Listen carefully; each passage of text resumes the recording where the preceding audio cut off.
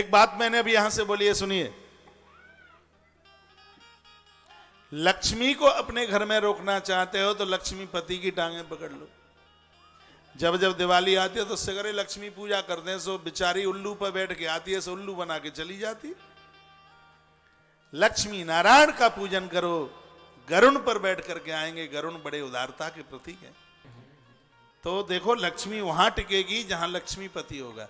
दिवाली पर सगरे लक्ष्मी की पूजा करेंगे, हाय लक्ष्मी पूजा कमू यूं कह दे वगैरह को लक्ष्मी नारायण पूजा। लक्ष्मी पूजा में तो ये उल्लू पे बैठ के आएगी और उल्लू ही बना के जाएगी। उल्लू को दिन में नहीं दिखता, धन तो आएगा लेकिन दिन में दिखेगा नहीं, ये देख लेना फिर।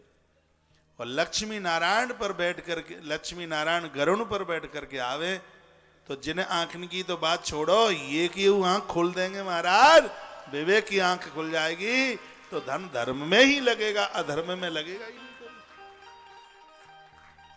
एक काऊ के घर में 4 लली थी। लली जानो? हाँ लली 4 बेटियां थी। विवाह के लिए पैसा था नहीं। अब वो महाशय जी का उस साधु के पास पहुंचे, कहा गुरुजी बड़े तकलीफ में हैं, लली 4 हैं और पैसा जहर खावे के काजे नाए हथो को, कछु कृपा कर दो। गुरुजी ने कही ऐसा कर लो, बेल पत्र के नीचे बैठ गए, श्री सूक्त के पाठ कर लो, कह देना 11 देना। तो उस व्यक्ति ने आकर के पाठ किया।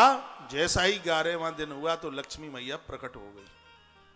उसने देखा, हाथ जोड़ा, वंदन किया, प्रणाम किया, लेकिन देखा ये कि मैया का पूरा शरीर कंचन की तरह है, लेकिन उसके पांव काले थे बिल्कुल।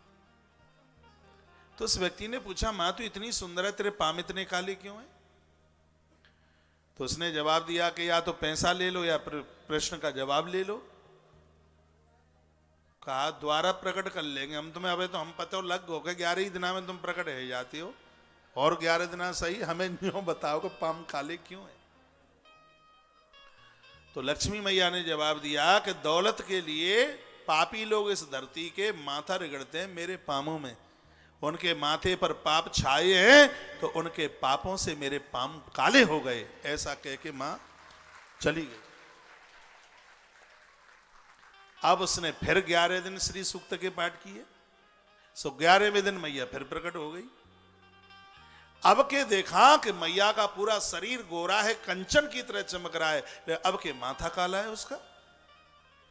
तो आदमी बड़ा चक्कर में पड़ गया, पहले आई तो पाम काला, अब के आई तो माथा काला।